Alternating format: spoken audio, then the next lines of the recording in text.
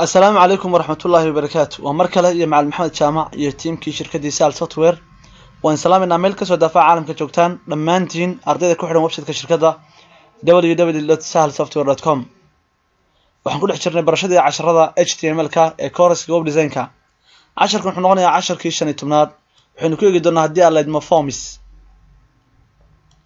forms ayaynu ku eegi doonaa haddii aan la idmo formska waxaa laga yaabaa inaad isweydiinayso maxaa laga wadaa form inta badan formka siyaabo badan oo kala duwan ayaa loo isticmaalaa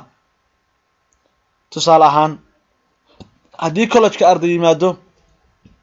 uu doonayo ardaygaas inuu arday college-ka ka mid noqdo xarunta Hargeysa oo kale ardaygaasi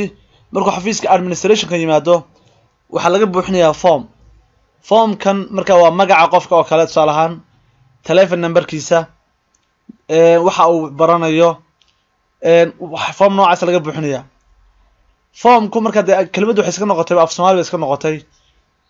waa meesha uu laga register gareeyo qofka si kale hadaan uu yiraahdo markaan hadeerto ciwaan sameysanayo Facebook oo kale markaan cusub ay Facebook ciwaan sameysanayo ciwaan Facebook wuxuu keenayaa form laga buuxiyo ciwaanka tusaale ahaan aan la soo baxo Facebook bal fiirso aan ku qoralka facebook.com markaan Facebook la soo baxay waxa artaa form bay hor yaala halkan hadii aan Facebook hore lahaa waxaan ku qoranaa qofka emailkiisa ay ku qortaa kadibna passwordkiisa ay geliya kadibna wuxuu login halkan marka waa form halkan kala form kale ayaa yaala sign up haddaad Facebook samaysanaysan hore u lahayn halkan waxa leeyahay magaca Facebook magaca first name ka ku qor last name ka ku qor magaca labaad ku qor email ka aad leedahay ama telefoonka aad leedahay ku qor pre-enter email or mobile telephone marka ama email ka ku celi password ka cusub ku qoro xilliga dalata sheeg marka waxna waa drop down wax kala soo baxayo dabadna female iyo male hadba ka tahay sheeg kadib aad leedahay sign up marka waa form marka casharkan hadaba wuxuu ka bilaabay 10 shanaad dhowr cashar isku xigay waxa lagu barayaa sida uu samaysan lahayd form noocan oo kala ah wax lagu buuxiyo haduu noqon lahaa check boxada la riixay boxada yar haduu noqon lahaa badhanka sign up ama save badhanka la hadba ama upload ama download saad badhan noocaas u samaysan lahayd form magaca lagu qorayo buuxin lahayd casharada soo socda marka waxay ku barayaan formka noocaas ay ku barayaan hadii la idmo marka HTML forms are used to pass data to a server HTML forms waxa loo isticmaalaa in la geliyo xog si xogtaas u gudubto xagga serverka oo computerka uu xogta haya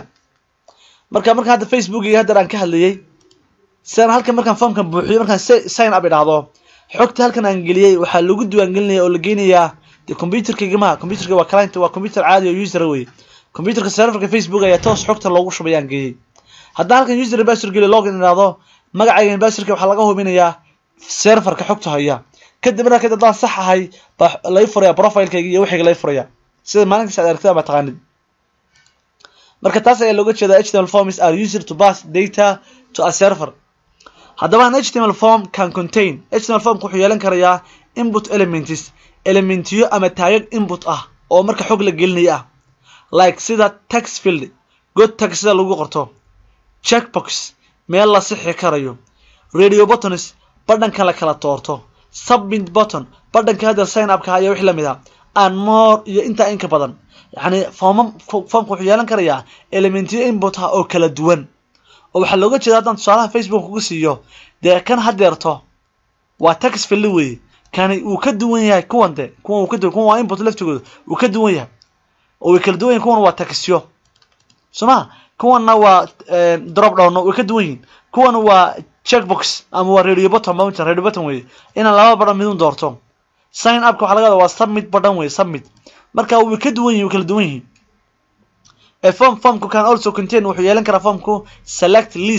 list la doorto text area meel commentiga lagu qorto aad u weyn field set meel la sixi karayo ama la buuxin karo and label elements iyo meel lagu qori karayo magaca taggan waxa uu qabanayo ama fieldigan waxa uu qabanayo oo labelka waxa looga jeedaa hadaan ina practical kugu tuso label waxa looga jeedaa hadeerto halkan waa email or phone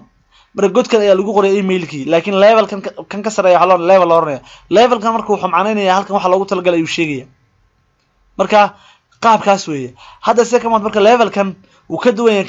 kan levelkiisu first name isla text field ayaa lagu dhex qortay godkan wuxuu qabanayay oo level gaar ah kan looma sameyn halka arkisid laakiin kan sare waxa loo sameeyay label ka sareeya passwordku waa lamid label baa loo sameeyay marka labelku waa magacaas ka turjumaya godkan waxa la gelinayo and the form tag marka sidaan ayuu noqonayaa isaguna in la body html oo isla naqaan form tag kan is usually waxa loo isticmaalaa marka to create in lagu abuuro an html form lagu abuuro